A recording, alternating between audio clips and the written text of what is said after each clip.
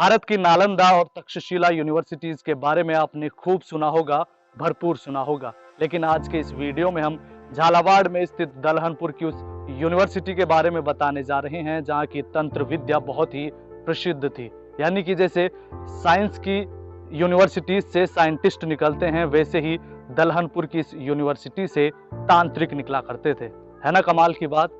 ऐसे में आज के इस वीडियो में इसी कमाल की जगह के बारे में हम आपको बताने जा रहे हैं। लेकिन उससे पहले अगर आप इस चैनल पर नए हैं तो इस चैनल को सब्सक्राइब कर दीजिए, साथ ही बेल आइकन को भी दबा दीजिए। आज हम आपको राजस्थान के सबसे ज्यादा बारिश वाले जिले झालावाड़ में लेकर चल रहे हैं, जहां पर मौजूद है तांत्रिकों की यूनिवर्सिटी दलहनपुर, जिसे हम मिनी खजुराहो भी कह सकते हैं। दलहनपुर झालावाड़ जिला मुख्यालय से लगभग 55 किलोमीटर दूर स्थित है। दलहनपुर छापी नदी के किनारे बसा हुआ है। साथ ही यहाँ पर बहुत ही विशाल छापी बांध भी बनाया गया है, जिसकी खूबसूरती भी लोगों को यहाँ पर खींच लाती है। कहा जाता है कि दलहनपुर को देला शाह नामक व्यक्ति ने 700 साल पहले बसाया था। ऐसे में अब हम दलहनपुर के अंदर प्रवेश कर रहे हैं। वैसे तो दलहनपुर 2 किलोमीटर के क्षेत्र में फैला हुआ है। साथ ही यहाँ पर तंत्र विद्या के लिए 100 से ज्यादा कमरे भी बने हुए हैं, लेकिन मुख्य जगह एक बिल्डिंग के अंदर है जो कि एक किले की तरह बनी हुई है। उसमें हम बाद में चलेंगे, पहले इसके बाहर ही बनी हुई खूबसूरत चीजों को देख लेते हैं। दलहनपुर की शुरुआत में ही महादेव का खूबसूरत मंदिर बना हुआ है, जिसके सामने से ही छापी नदी बहती है, जिसके कारण मंदिर और नदी का दृश्य बहुत ही भव्य नजर आता है।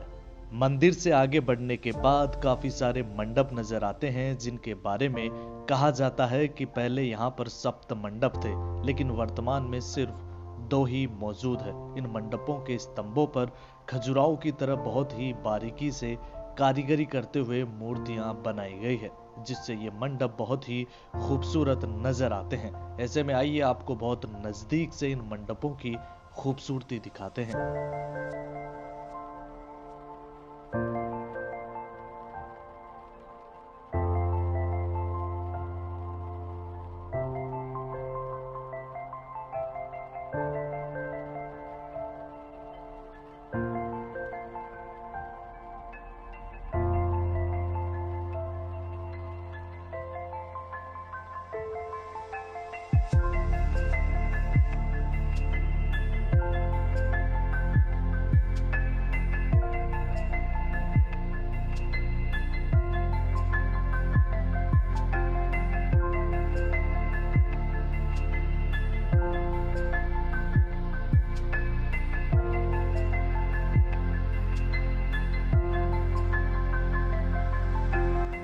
अब हम मुख्य भवन की तरफ आगे बढ़ रहे हैं। भवन में प्रवेश करते ही हमें दलहनपुर का सबसे मुख्य मठ दिखाई देता है, जो कि 2 मंजिला है और ये 100 स्तंभों पर टिका हुआ है।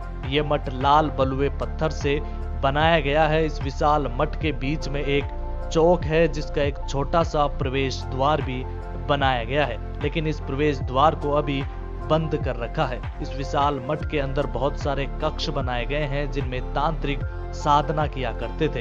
इन कक्षों के द्वार पर गणेश की मूर्तियां अंकित है।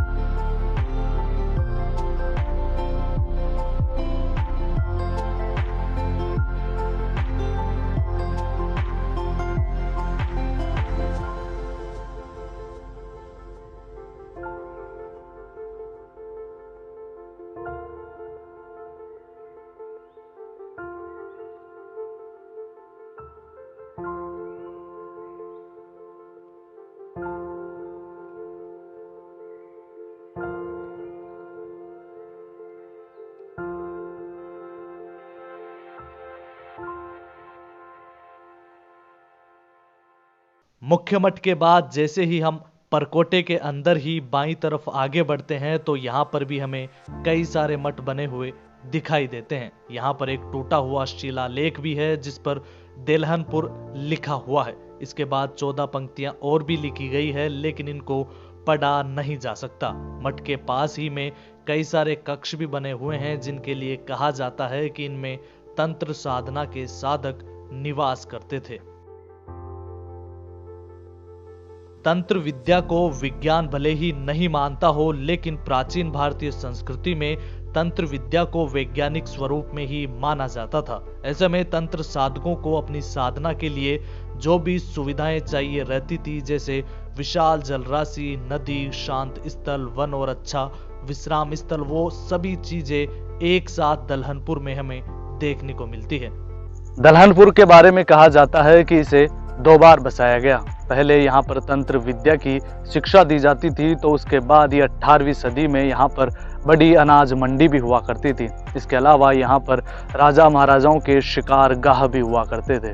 लेकिन उसके बाद भी यहाँ पर हालातों में कुछ खास बदलाव नहीं आया। यहाँ तक कि हाल ही के वर्षों में सरकार ने भी इसके जीर्णोद्धार के लिए लगभग 2.5 करोड़ रुपए की राशि खर्च की है। लेकिन यहाँ पर अभी भी जो सबसे बड़ी कमी देखने को मिलती है वो यहाँ की देखभाल और पर्यटकों की मिलती है।